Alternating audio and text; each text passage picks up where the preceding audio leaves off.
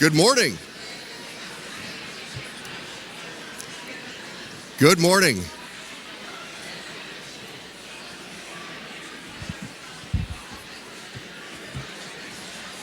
I don't think I'm on. Is this on? There we go. Good morning. Can we please find our seats?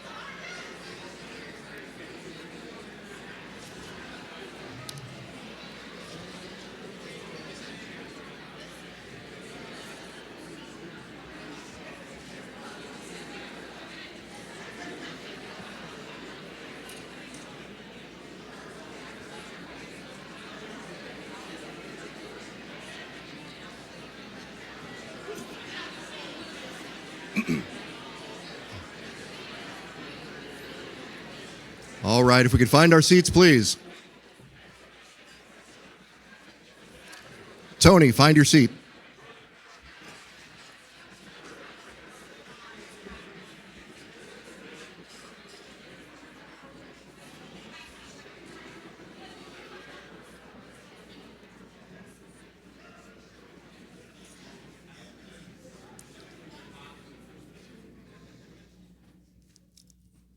Ooh, that happened fast.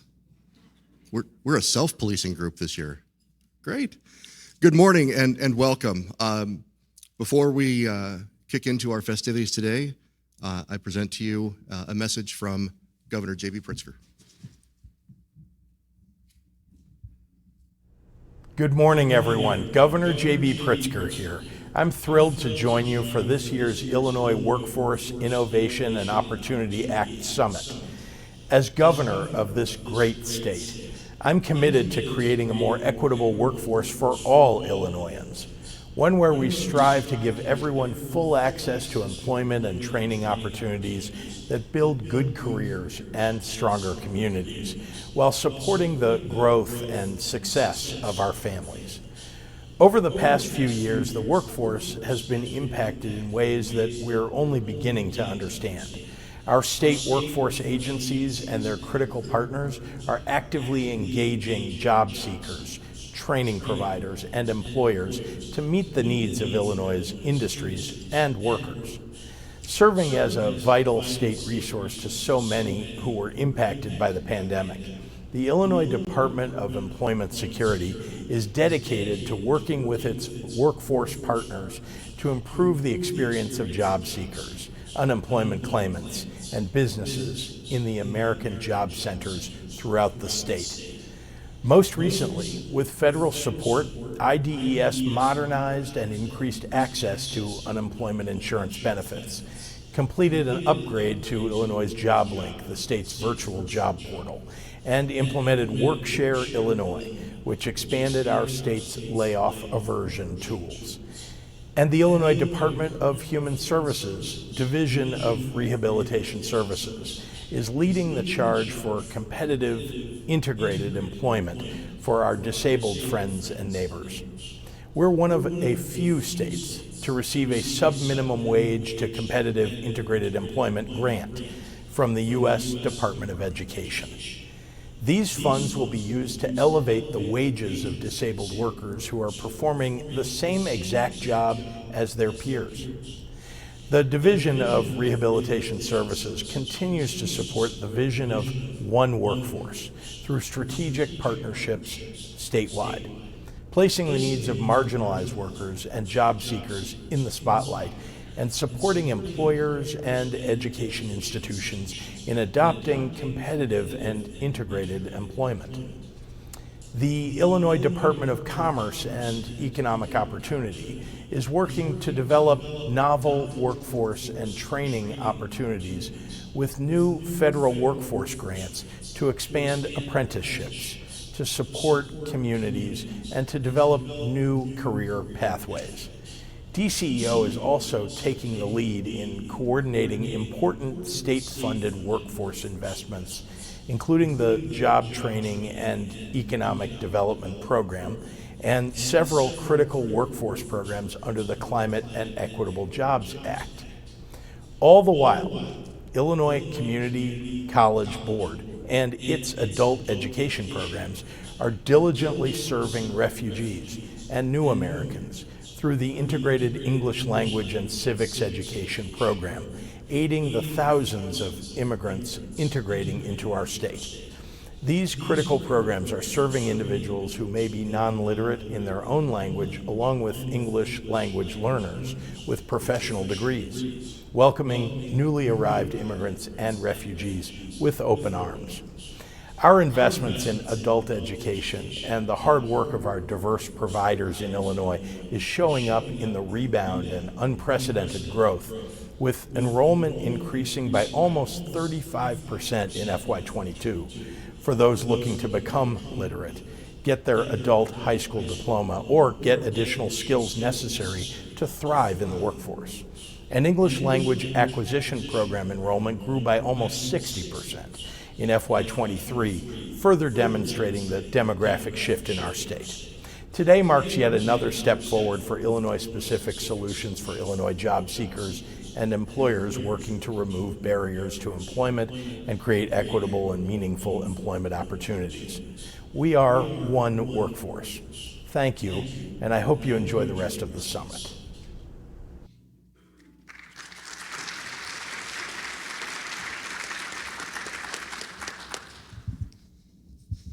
Thank you, Governor Pritzker. We are one workforce.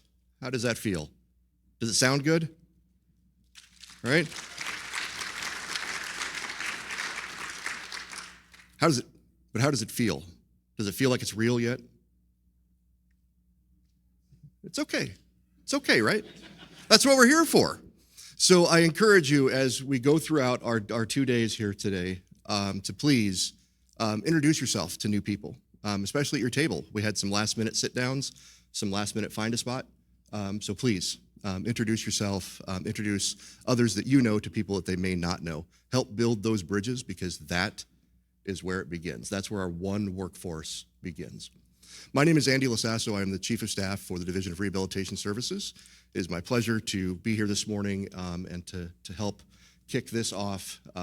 It was a little nerve-wracking last night preparing, talking with my wife, and I was like, well, I need a good icebreaker. And she's like, well, whatever you do, don't say fat penguin.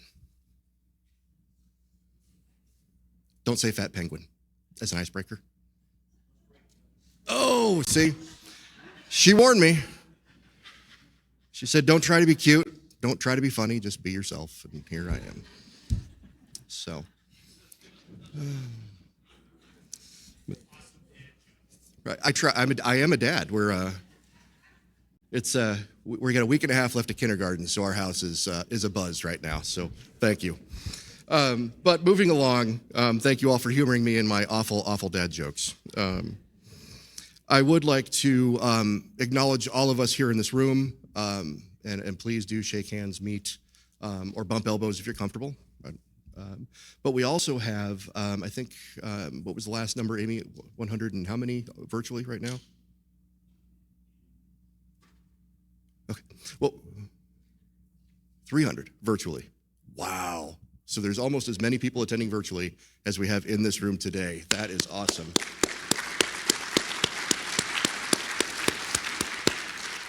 So for our virtual attendees, good morning as well. Thank you so much for tuning in and being part of One Workforce. While you may not be at a table to shake hands and meet, you are welcome to interact through the WHOVA app and make sure that we make those meaningful connections as well. And if you do need help with your WHOVA app, we do have Amber out in the lobby at the WHOVA desk. And if you can't tell who she is, she's the one wearing the pink WHOVA tiara. So she'll be happy to help you with that. And honestly, we don't just hand out tiaras. You got to earn them. So if you're having trouble with the app, make sure you go to her for help. Beyond that, if you need help with the Wi-Fi or starting with the WHOVA app, there are tents on your table, so please make use of that. There are QR codes on there for ease of use. Also, if, gosh, pardon me one second here. Oh, I got those notes. All right, so moving on. As you navigate the WHOVA app and our breakout rooms, please feel free to update the WHOVA app and tell everyone else what you thought of the session that you were in, or your general thoughts, or please participate in the communities. We had fantastic community participation last year and really hoping to get that again. It does help the committee, the professional development committee of the Illinois Workforce Innovation Board, who planned this event for us today. Does help us improve upon the summit for the following years, so thank you.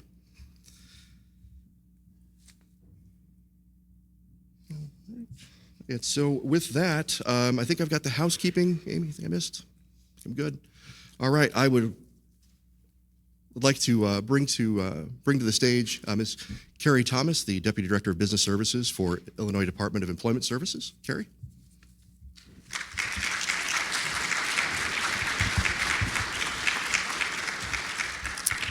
Good morning, everyone. Really pleased to be here and see all of you and be here in person. As Andy said, I'm Carrie Thomas. I'm the Deputy Director for Business Services at the Illinois Department of Employment Security. And I am really pleased and honored to be able to introduce our keynote speaker, Chancellor Juan Salgado. Before I do the introduction, I want to let you know that he has left sufficient time for questions and is really interested in having an engaging conversation at the end of his remarks. So please be thinking of questions that you might want to ask, and there'll be a roving microphone. So Chancellor Juan Salgado has focused his career on improving education and economic opportunities for residents in low-income communities. From 2001 to 2017, he served as the CEO of Instituto del Progreso Latino, where he worked to empower residents of Chicago's Southwest Side through education, citizenship, and skill-building programs that led to sustainable employment and economic stability. As Chancellor of City Colleges of Chicago, he oversees Chicago's community college system, serving more than 60,000 students across 7 colleges, 75% of whom are Black and Latinx students. Under his leadership, City Colleges of Chicago has seen an increase in student graduation rates to the highest level on record, an unprecedented systems-level partnership with Chicago Public Schools, the launch of Fresh Start, a first-ever debt forgiveness program, the completion of 2 new major state-of-the-art facilities, a re-energizing of fundraising for student supports, and campus-specific plans that focus on equity and student outcomes, among other things. Chancellor Salgado is a community college graduate himself, earning an associate degree from Moraine Valley Community College, prior to earning a bachelor's degree from Illinois Wesleyan University and a master's degree in urban planning from the University of Illinois at Urbana-Champaign. Chancellor Salgado has been nationally recognized for his work, including as a 2015 MacArthur Fellow. Among his civic commitments, he serves on the board of the Obama Foundation and as a Class C director for the Federal Reserve Bank of Chicago. Please join me in welcoming Chancellor Salgado.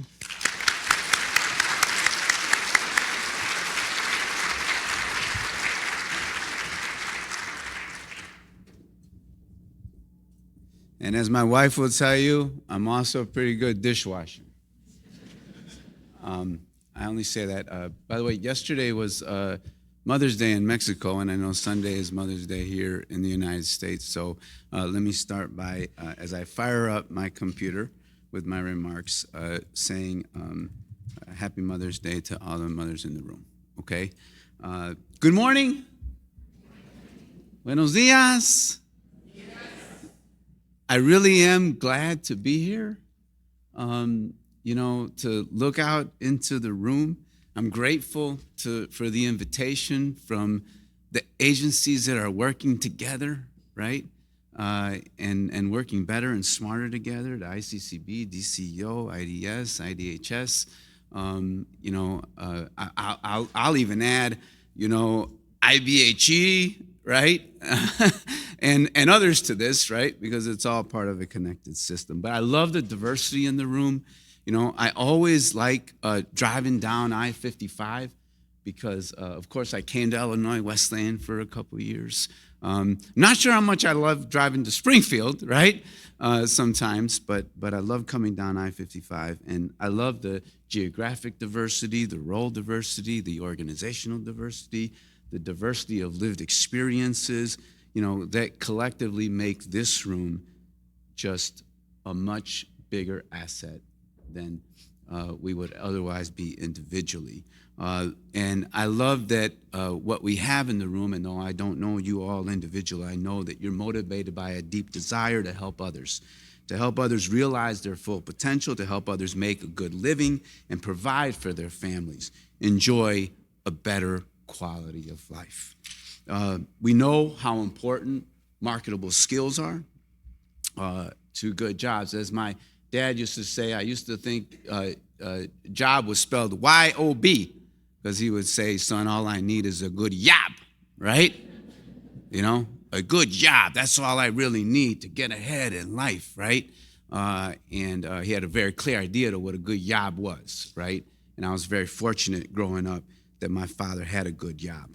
So, together, what we're out for in this, one workforce environment is to make sure that every human being that's out there that wants that good job, that wants that career, is able to get it. We're striving to create that more inclusive workforce where people of every background, where people from every corner in our state, especially those folks that may be not as included today, right? Whether you're in a rural community, whether you're in an urban community, whether you're in a place that has had less investment than others, that's where we must really, really focus so that everyone can contribute their full talents. And so, here, look, one workforce. It does sound great, okay? But like many things in life, easier said than done, okay? So I'm gonna focus, most of my time today about, what I think is required, given my own lived experience, to go from saying it to doing it, okay? Because I know we're in a room of people that have already been on the journey towards doing it, right? But that doesn't guarantee anything either, okay? So we got to keep working at it. So number one, what do I think it requires? It requires a mindset shift, a recognition of our behaviors, the good, the bad, and the ugly, okay? And if you've been around this work for enough, you've seen it, and you've seen it all. So we've got to learn from what we've seen so that we can create, and better yet, co-create better for a more seamless system in the future.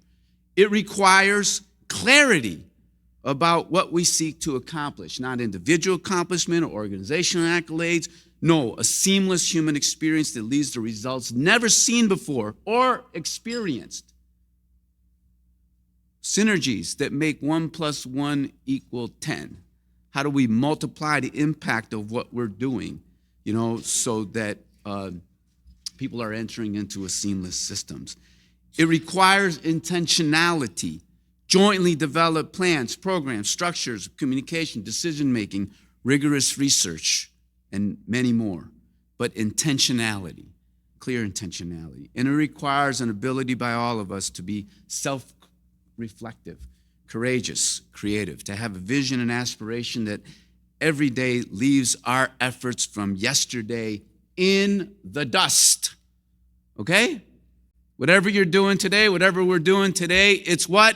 Not good enough. It's good, maybe good, hopefully it's good, but not good enough. And so always improving, always innovating, always aspiring to do much better as a collective than ever before. Satisfaction, in some respects, is our collective enemy. Dissatisfaction, in many respects, is our best friend. And so we should be thinking about, what are we dissatisfied about, given that we have this collective vision of one workforce? What are we dissatisfied about today, and what are we going to do about it? I've got my own lived experience to speak from. 20 plus years ago, in my early 30s, when I had black hair, right? I became an executive with a small community-based nonprofit on Chicago's southwest side, an organization that has historically provided adult education. Our students and community desired better jobs and careers as they do today. We had really no capacity to do anything about it. And the workforce system, I believe, at the time, had little as well. This was a time when sectoral work really didn't exist in workforce development. One-stops were one-size-fit-all, without a clear sector strategy. City College had CTE programs, but no sector strategy. Chicago Public Schools was singularly minded, focused on four-year college for all. Employers wanted and needed a broader vision, pipelines to all jobs and career paths. People in communities wanted and needed the same. It's during this time that Instituto created career bridges and pathways, sector-based work that reaches deep into communities, identifies people with the aspiration to be a nurse, a machinist, a technologist, and help them realize those dreams. We partnered with the Workforce Board, with City College, with Chicago Public Schools, with philanthropy, with employers to create new seamless pathways, new value that didn't exist, more people to meet the growing workforce demand, more hope and opportunity to fuel the belief that anybody, anywhere in America can achieve their full potential with the proper support. I sit here with you 6 years into being Chancellor of City Colleges of Chicago, a system that is much larger than the organization that I ran, but in essence, does all the same things. And so I want to share in those frames, what I believe we're working on that are our contributions to One Workforce, so that if it can be helpful to you at all, as an example. So let me just start by the mindset shift, okay? The recognition of the good, the bad, and the ugly in the past and the present that I spoke about earlier. And this is clearly a call for us to work, to move away from competition to collaboration in ourselves as human beings, in our organizations, across our organization, as a system of systems. We have this motto that we go by now at City Colleges. We call it 7 Strong.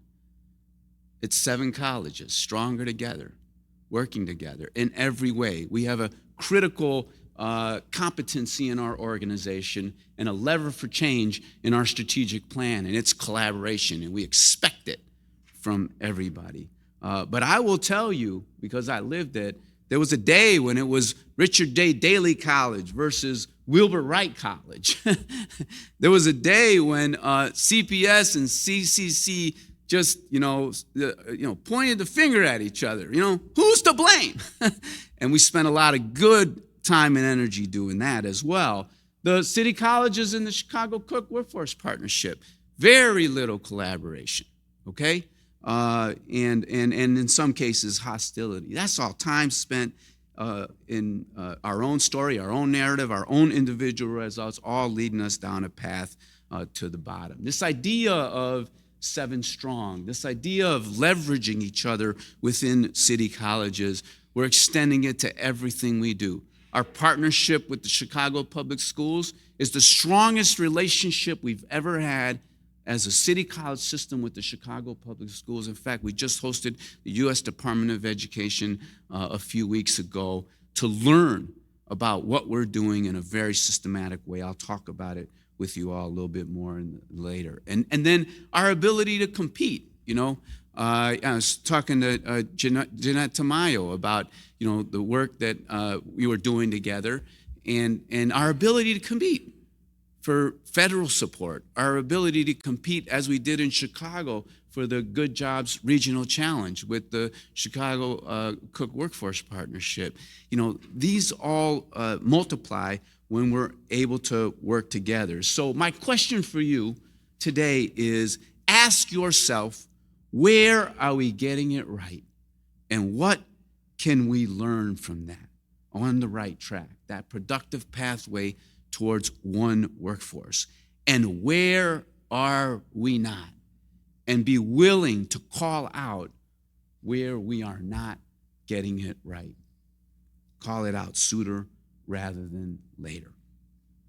Collective impact, that seamless human experience. So I'm shifting to that leads to results that have never seen before or experienced. Synergies that scale and benefit people and economies, family economies, community economies, regional economies that thrive because human beings are successful in a seamless system of encouragement, support, and success.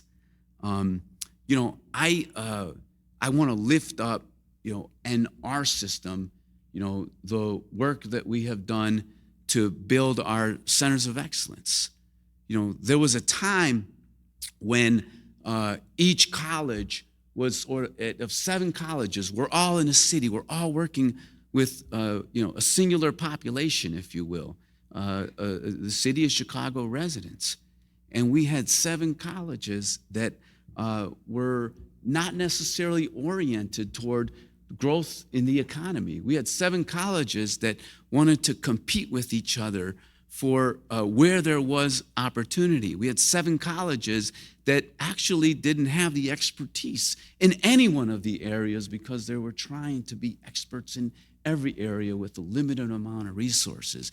And what did we say? We need to organize ourselves around the growth areas in the economy. We need to make sure that each one of our colleges has a specific expertise, a go-to for industry, so that they know that the curriculum and the programs of study and the support systems required for students to achieve are there, right?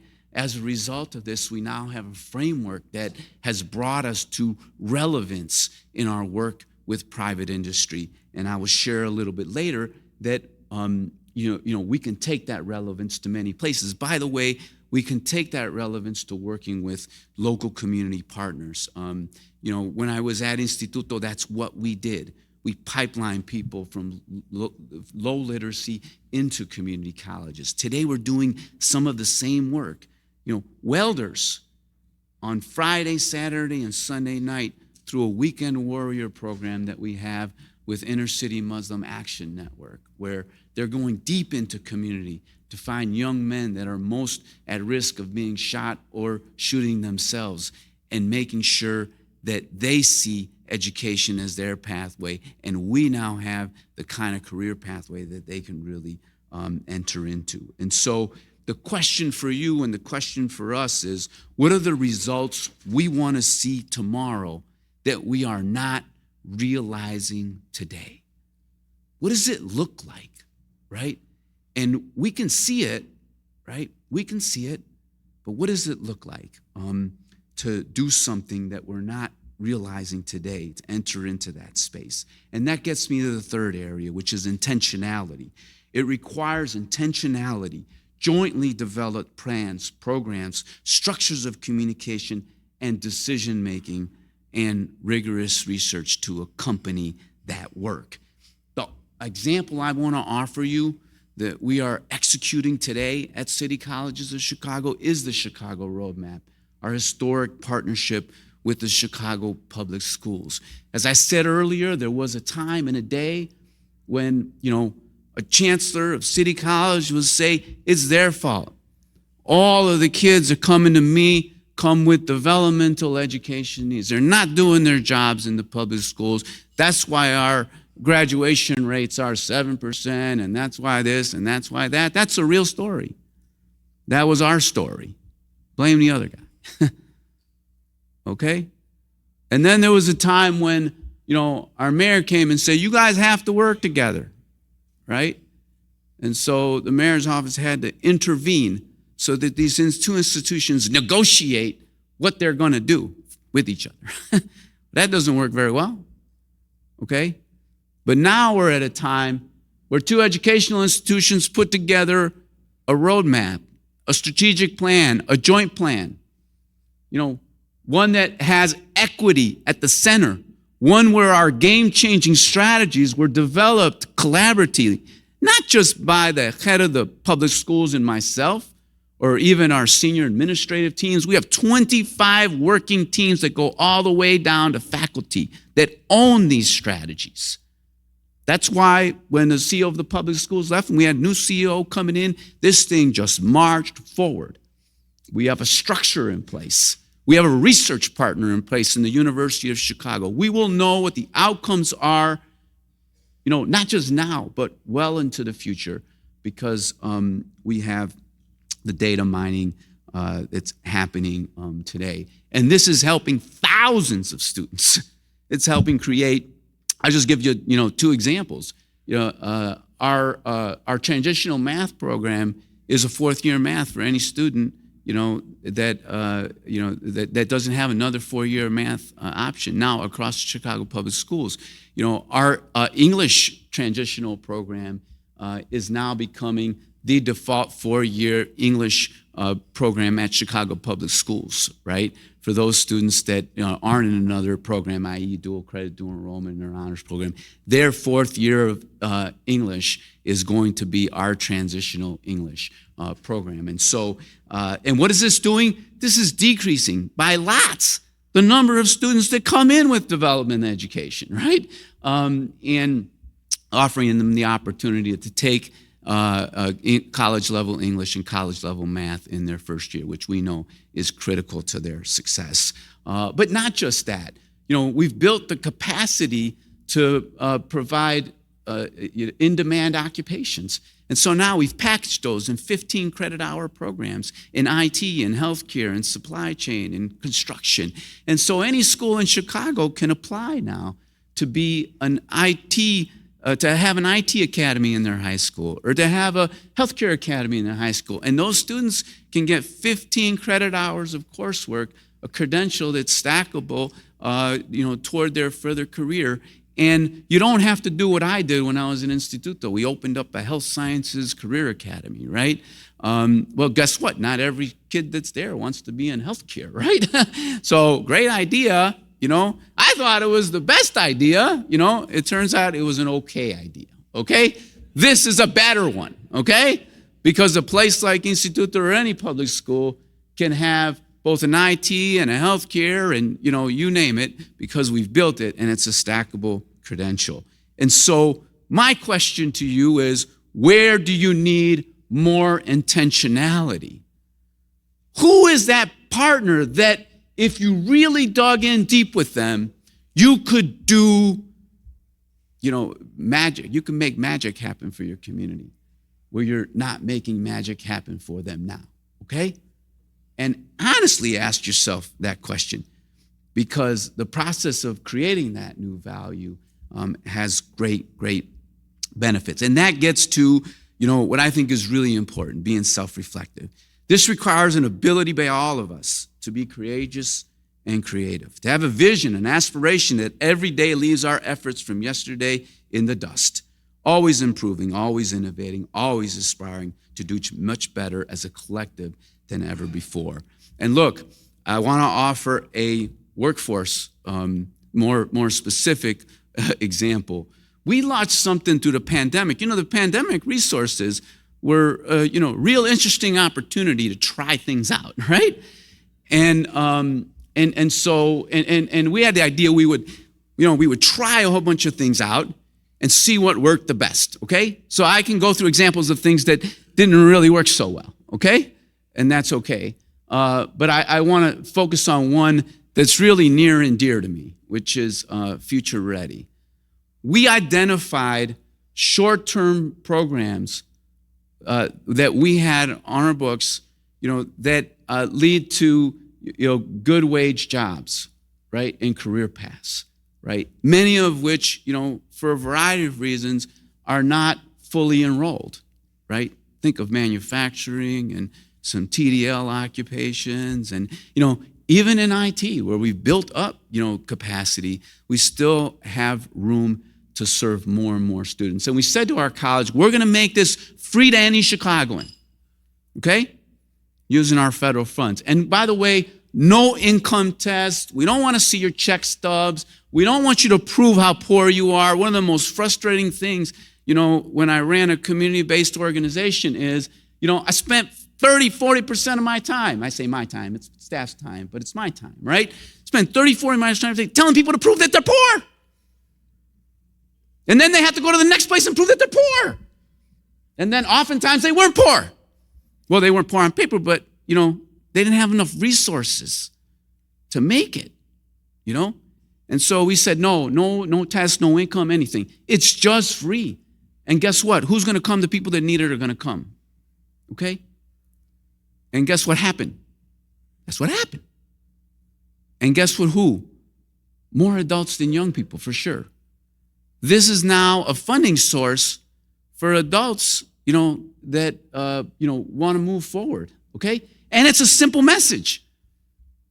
It's high demand, at no cost, right?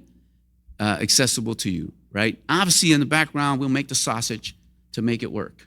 Okay, for each and every one of those participants. But look, our enrollment is 50+% Black. 30-something percent Latino, right? That's not the trend in my city right now. It's more Latino than Black, right? But when you go and you offer something that's needed, you get a different result, right? And so we are moving forward with Future Ready past the use of federal funds. We've prioritized it, right? It's still going to be here. And it's a complement to the Workforce Innovation and Opportunity Act, right? Because another thing that was frustrating, remember I said dissatisfaction? Remember the things that are a dissatisfaction to you. They're incredible motivator, okay? I always hated, that only a very few people got the opportunity for a voucher. Now, nothing I could do about it, right? Well, guess what, folks? I got a voucher for you, okay? It's called Future Ready in the city of Chicago. And I believe that a funding mechanism like this needs to be in every community, right? Needs to be a priority for our federal government, right? Pell Grants, and the structure of Pell Grants are not good enough, okay? And the hodgepodge of things that we put together, in order to try to serve the needs of our community is not good enough, okay? And so that's a place where I would say, what is still not working? What are we going to do about it? What can we try that may solve for it? Those are the questions I asked myself when we were creating Future Ready. Those are the questions I'm asking you to ask yourself. So let me close, because I did want to leave lots of time for questions, so I'm going to close. But I want to close with the reason why we're here. We're here for Sang Ye, who started as an adult education student in 2008, works as a caregiver, and is pursuing an AES in early childhood education. She's currently a PTK member with 54 credits and a 4.0 GPA. I met her about 2 years ago through an open invite that I have for all City College's students to hear from them. She is an amazing student, has felt our support, and is succeeding because of it. She's benefited from a Gateway Scholarship, was our transition scholarship from adult ed to our credit programs. Our students get the opportunity to take some free college classes. She's tapped into Future Ready to earn a basic certificate in early childhood education. She's utilizing WIOA now, pursuing an AES in early childhood education. WIOA helps her cover tuition, textbooks, some transportation costs. She started her practicum in the spring of 23, and in the spring of 24, she's transferring to a 4-year university, probably UIC, with the help of our transfer center to make sure that that transition is smooth. She won't go into a high-paying occupation, but she'll go into an occupation that she believes in, and because we believe in her, we will transform that occupation into middle-class jobs soon enough, hopefully in my lifetime and within yours. We are here for Juan Fragoso, who is pursuing an AAS in auto tech. He's almost done with the program. Juan decided to apply for WIOA funds because financial aid was not covering his summer classes. He was working at McGrath Acura downtown, but quit when he saw the chance to have tuition, books, and transportation covered. He also received $4,000 in tools from Matco Tools and Snap-on. He created his own wish list, and the tools were delivered to his home within 2 weeks. Talk about a great human experience, right? I don't know anything in government that gets to you within 2 weeks. So let's have an applause for that.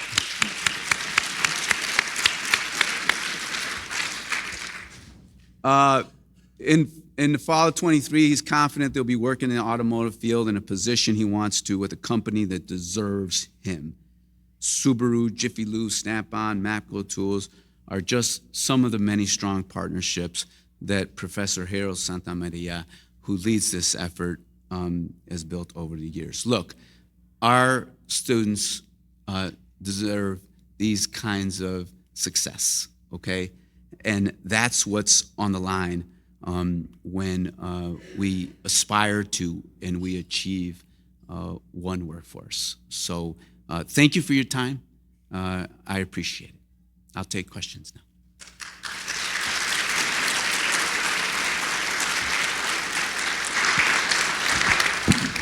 I'm looking for questions. Anyone? And we'll have to use the microphone so everybody online can. Good morning. So we do have a question from our online audience. With a broad lens, how does WIOA plan to aid the increasing migrant population while addressing the needs of the current communities? Boy, God, the tough question. That's a really tough question. Let me give you some context. I spent, in addition to being an institute, I spent 9 years as the president of the board for the Illinois Coalition for Immigrant and Refugee Rights, and so, been deeply engaged here. This is really hard. Okay, I would say, the first thing is the platform that we build, the one workforce, the systems that create seamless student experiences, that recognize the humanity of people, right, and create greater ease for the complexity of their lives. This is what we're talking about here, okay, in one workforce. We have folks with incredibly busy and complex lives that are trying to overcome tremendous barriers in order to succeed in life for themselves and their families. And we have succeeded in some cases to make their lives even more complex. Okay? And so the systems that we built for one, we build for all. That would be my response, okay? So we, deep in the weeds and whatever we do, we need to keep working towards making our systems more human, more designed for an exceptional human experience, right? And then we need to be adaptive to the specific populations that we're working with today and new populations that come to us tomorrow, okay? And how do you do that? And look, I firmly believe that you do that in partnership with others. How's a system like mine? I'll give you an example, right? In my city, we've got, returning citizens. We've got, young people, that are, at risk and maybe not as connected to the economy and to the broader society. They're hungry, but what they're really hungry for is belonging. Okay, really hungry for belonging, right? Returning citizens that are hungry for opportunity, a second opportunity, an opportunity to be a part of the workforce. And then you've got immigrants that have been here for many years, that are citizens, legal permanent residents, undocumented. And now you got newcomers too that are coming from a different part of the world than we've ever seen this level of immigration from, right? And so we've got a great complexity when you're serving. And I didn't talk about the high school population. Okay, we got a great complexity. How you do that? You do that in partnership with others. You do that with the people that know how to reach those communities, how to work with those communities, how to serve those communities, the best, because they're in and immersed in those communities. And so here's where partnership, this is one workshop. I would say that those places, those churches, those community organizations, those specialists, they are, if you don't see them as part of the workforce system, make sure you do. Okay, they are a critical part of the workforce system. They will help us. Now, there's a major complexity here, and hard to get into all the details, right? But rest assured that here's the reality. The reality is that most of those migrants are, may not be eligible for asylum. Okay, and so, and that doesn't mean they're going back home. Okay. People find ways to survive. And the folks that are coming here because they're, on a search, to have what you have, what we have. And so, we will be grappling with this as a nation for many, many years to come, okay? Build a better system. It will help for everybody. Chancellor, thank you for your presentation. As an employer and a key stakeholder, right, because you're building the next generation of workforce, right?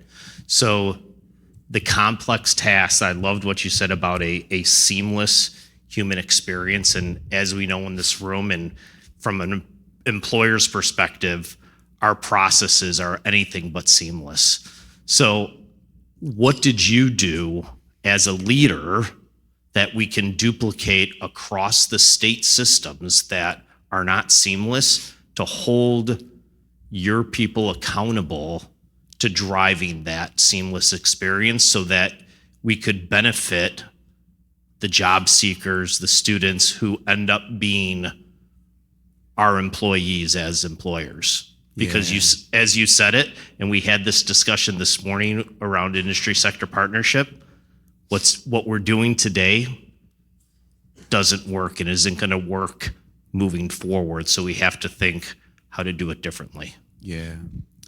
Look, I think the biggest thing is empathy interviews. Look, and the process of, asking people. So let me just take a step back. I absolutely desire an exceptional student experience for my students, okay? My system, has not been built for that. And we are continually improving to get to that. It's the key part of our strategic plan. But we still have a long way to go, right? And who can tell you, what those points of, oh my goodness, I felt, completely supported and humanized, and it was exceptional in those ways. Students can tell you, your staff can tell you, many people can tell you those things and then offer solutions, right? And so I think we've got to keep our ear to the ground.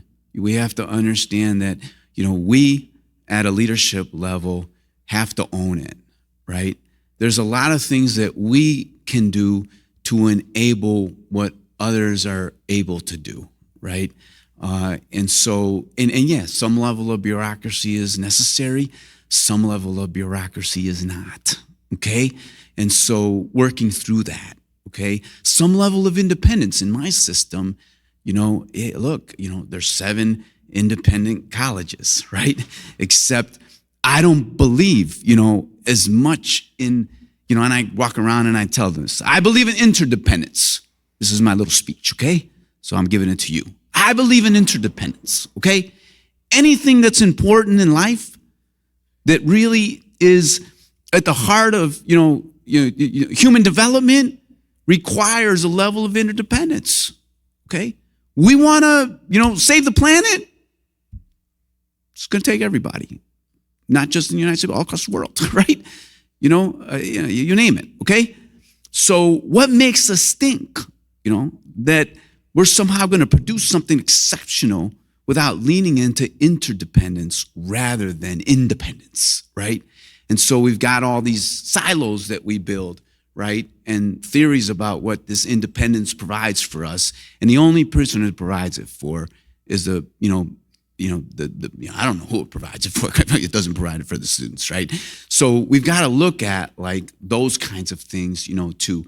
But I would say, constant. Every summer, I'm out, go to all the colleges, and I have one simple question: what could I do better? What could the system do better? What could the district do better? And then what could you do better, right? And I get a ton of stuff. And then I have responsibility that by the next year, I've addressed most of it, if not all of it, and it's moving in the right direction. And then we do that with our public schools. We do that with everybody, right? So that's all I could say. We built a unit for continuous improvement, okay? So this is nothing novel. Companies have units for continuous improvement all the time. We have a specific unit. We have a continuous improvement expert that is deployed to anyone who wants, assistance with the continuous improvement process, so they can identify root causes and they can figure out how to come to sustainable solutions. Chancellor Salgado, thank you so much for your passion and vision that you bring to the role and sharing it with us. My name is Mitch Dickin with Transfer, but my question is about youth engagement. I think we all are seeing a lot of youth sometimes that are go from being in-school youth to out-of-school youth that have gap periods before they really find that sustainable career pathway and maybe even enter the college. How can we engage youth better and stronger to spark that interest earlier? We see what's kind of happening in Chicago, right? Right now, where youth are coming in the weekends, and everyone's kind of seen some of those instances. How do we engage our youth on these pathways earlier so that they see the pathway for the city colleges or other career opportunities? What are some best practices that you're seeing, and how are you all doing it with CPS and even outside of CPS? Yeah. So I'll just give a couple examples with CPS. One, we're starting to bring middle schoolers to our campuses so they can learn about career paths, and see post-secondary education as for them. We're bringing parents as well, to the college campuses too, so they can see that for themselves, but also for their children. Okay, so our colleges are an asset, and particularly our community colleges are a true asset to spark students' interest. Okay, and that's coordinated. We call them spotlight days in our colleges. This whole process of getting a credential while you're in high school, I think, is important, because now all of a sudden you're on a career path, right? And so we want to do more of that, but also we want to be in all the right schools. So we prioritize making sure that those schools that are smaller schools that are in higher crime areas get more attention, because oftentimes the system is set up where they won't, okay? Because the small school has less resources, the faculty, the staff is turning over a lot more, so there's a lot of reasons why. So we have to specifically solve for that in our partnership with the public schools. But I'm going to share, a couple other things that we're doing that are really important. We have navigators now, post-secondary navigators, okay? We have a total of about 18 of them now, and they're assigned to multiple public schools. We're now in close to 100 public schools where any adult, in that school, the counselor or anyone else, can identify a student that might be interested in a career path at city colleges of Chicago. And guess what they have? They have a human being. Because my system's a little complicated still, and I can't totally change it overnight, and I may never be able to change it overnight, because you do have to go through admissions and financial aid, and there's some things you got to do as a student. But if there's a human being that can guide you there, then it's much more helpful, right, than a depersonalized approach. And so we lose people because we never see them. and we never know them, okay? And the whole idea around a navigator is you will be seen, you will be known, and you will be helped. And we're not just in, your neighborhood schools. We are also in option schools, right? Those schools, the schools that, alternative schools, option schools, in Chicago we call them option schools, there's a high number of the kids that end up, in the criminal justice system that also pass through the option schools, okay, at some point in time. And the turnover there is really high.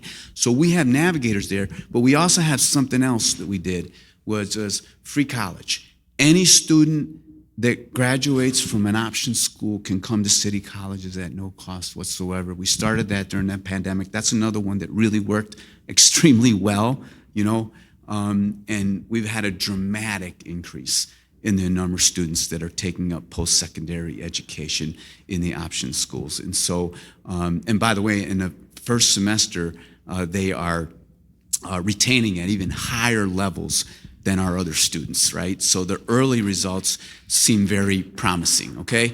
So it's like being intentional, right, about those kinds of things. And then, I'll just say community partnerships is another part of it. And I think we're just scratching the surface, right, in terms of what we can do there. There's still a lot more work to be done. But, and I forgot to use the word that I'm always talking about too, but at its essence, this is about belonging, okay? We need to make sure that, you reference, kids going downtown and whatnot, okay? There's one big missing element, is they need to belong, okay? They need to feel like they belong to what? Belong to what you and I and all of us are a part of, right? And I never felt that I didn't belong, okay? But I've met young people that feel they don't belong, and we've got to move them from feeling they don't belong to making sure they understand they absolutely belong, right? So whatever you're constructing, it has to do that, okay? We have another question from our online audience. How can we increase access to digital literacy classes for beginners? There are so many people coming to the work centers that do not have the skills to complete the WIOA application.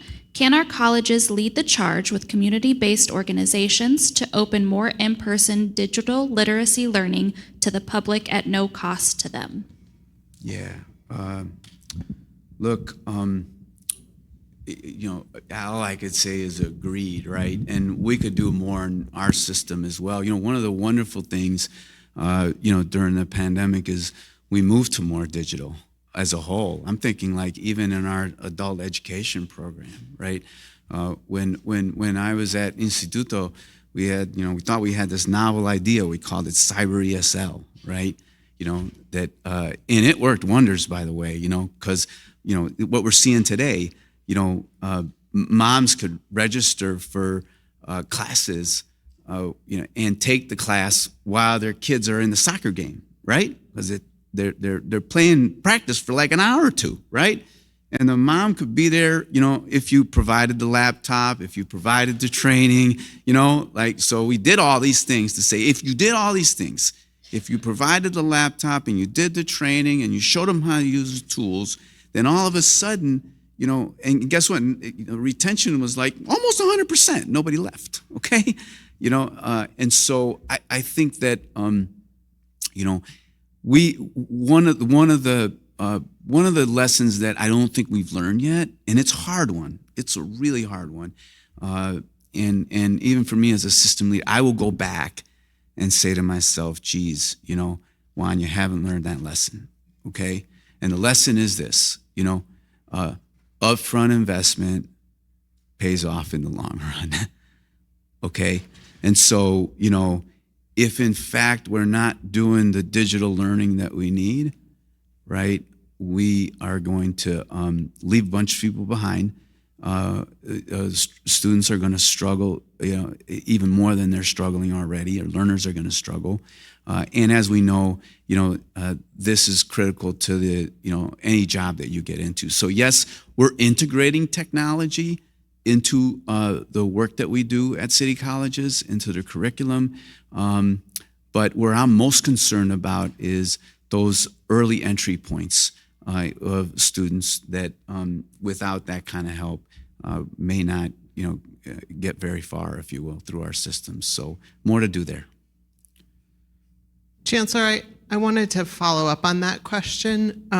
There's actually a big investment that's available to Illinois for broadband and digital equity, and the state is working on a plan. And so I wonder, like specifically, are there system level investments or priorities that we could be thinking about as some of us are contributing to that conversation? Yeah. So, well, look, all I can tell you is what we're doing, right, and how it might relate to a broader, system level kind of, obviously, access to technological resources is, really critical.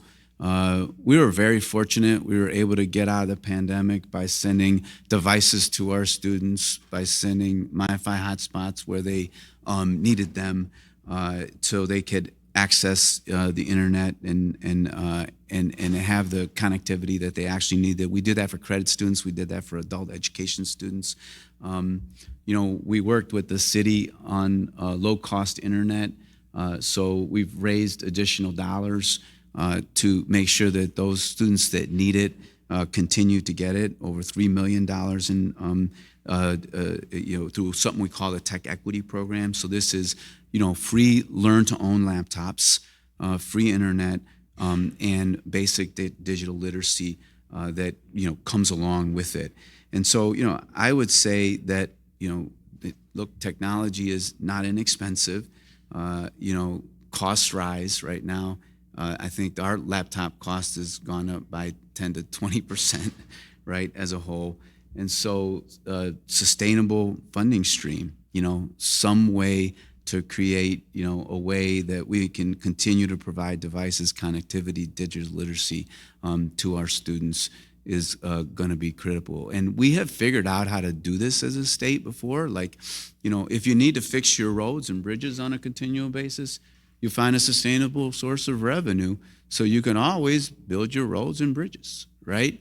If we're talking about people getting from one place to another, right, this is an incredibly important medium for people to get from one place to another, right?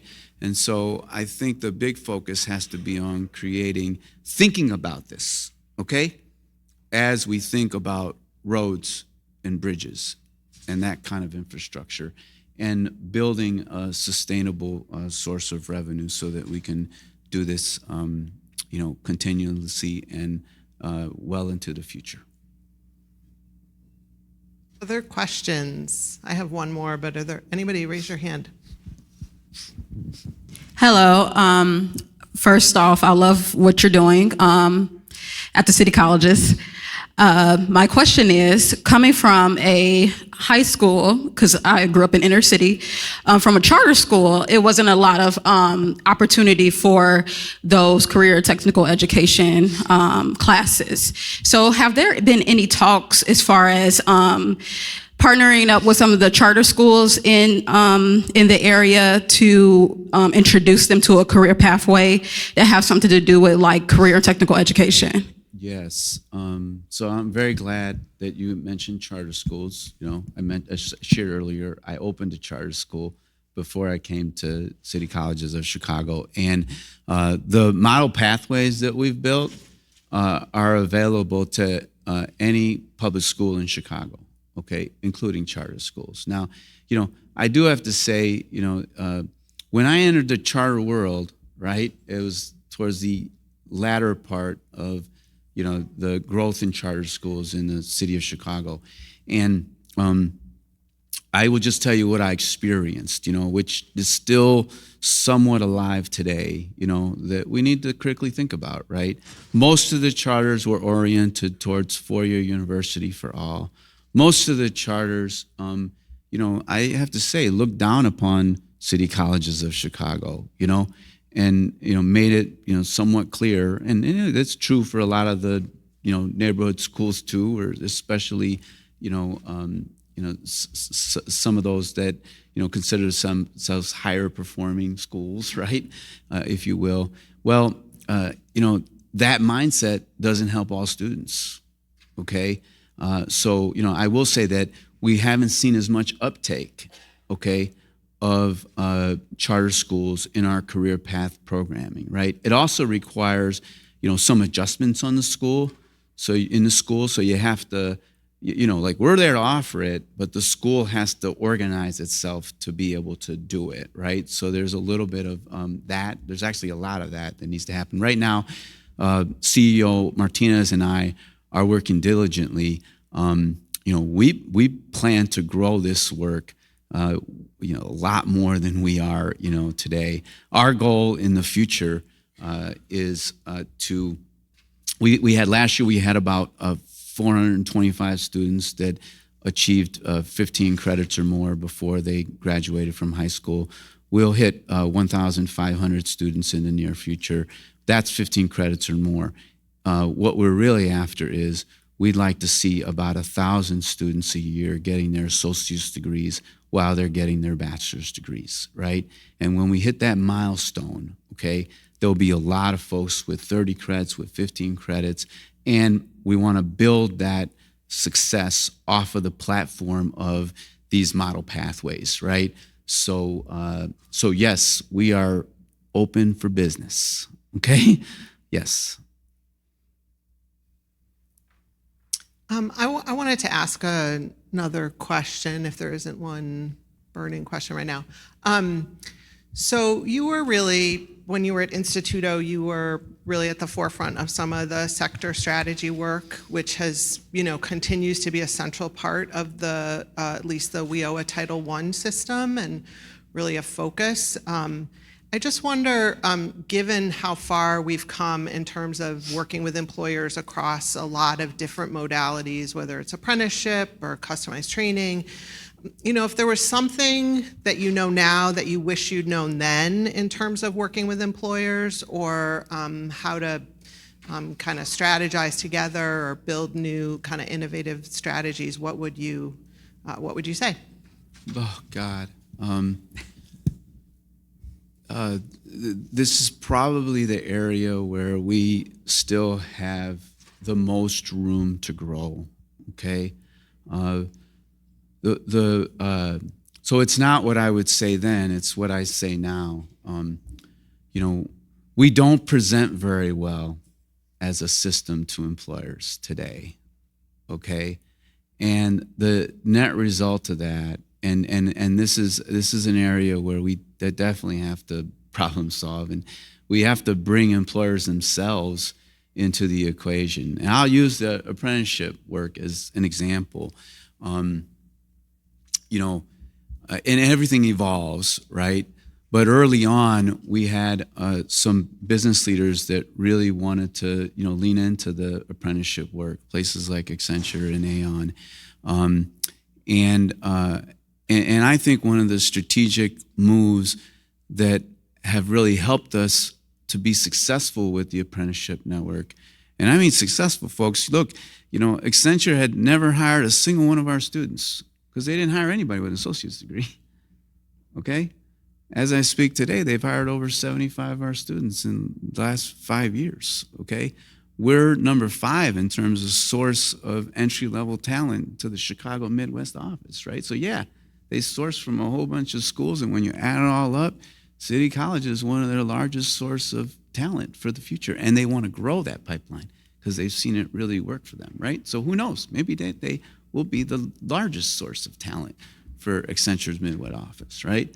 This is the kind of change. So what do we learn from this is, they said to us, let us lead this effort, okay?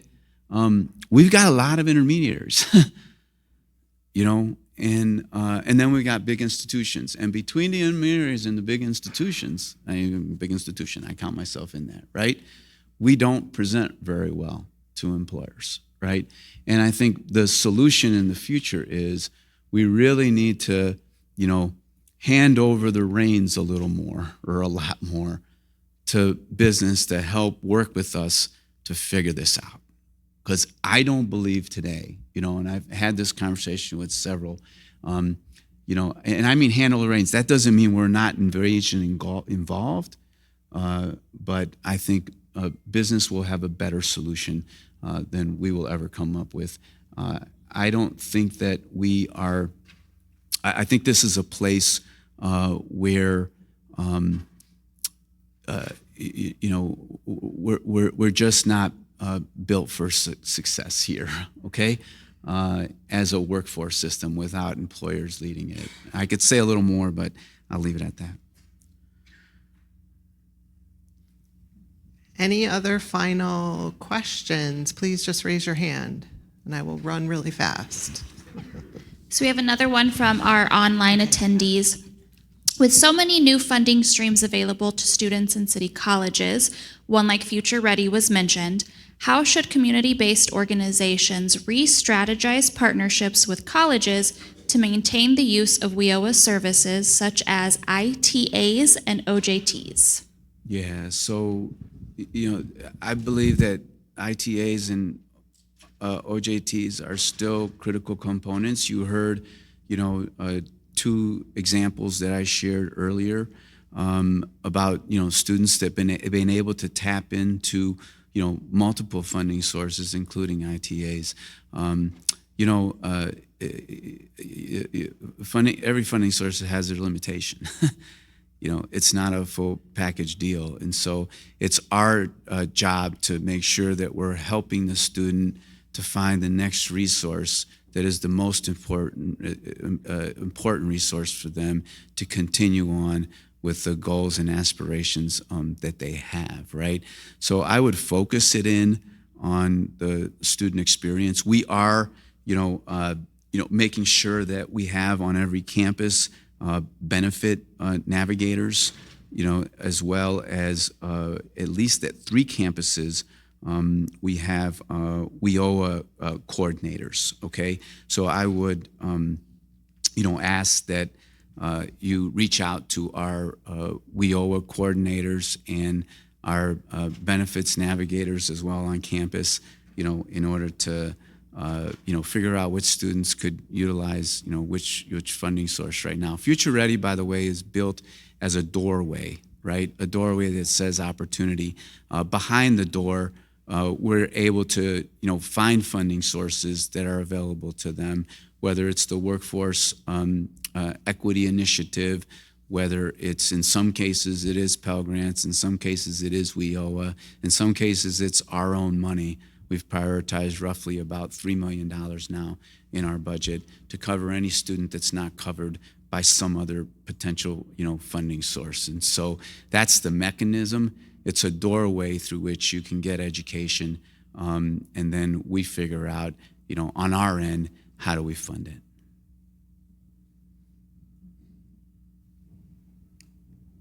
Any final questions? I think that concludes our questions. Thank you, Chancellor.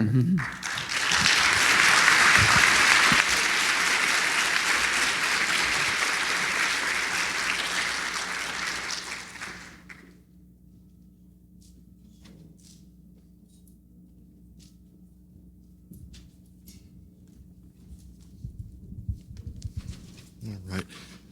Thank you, Chancellor Salgado. Please, another round of applause.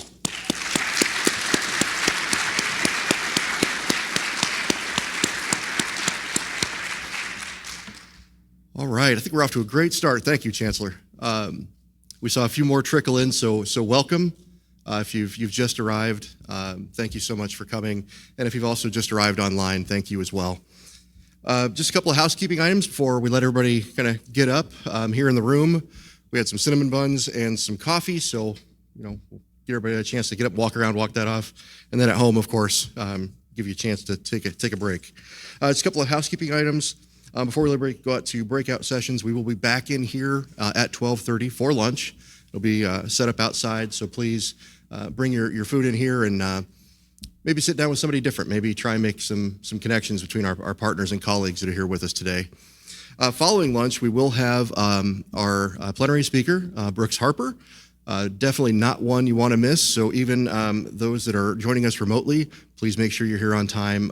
It's going to be good. If you've seen his stuff on YouTube, I'm really looking forward to our plenary as well. So after our plenary speaker is done, you'll be released back out to breakout sessions. And then the evening is yours to explore East Peoria. And as I understand it, even though the bridge is closed, I believe that the footpath is still open. So if you wanted to go across the river for evening activities, that is for you to do. And then we will come back here tomorrow morning. But please feel free to get up, move around, stretch your legs, work off that cinnamon bun. Thank you all so much. Enjoy the breakout session. We'll see you back here at 12:30.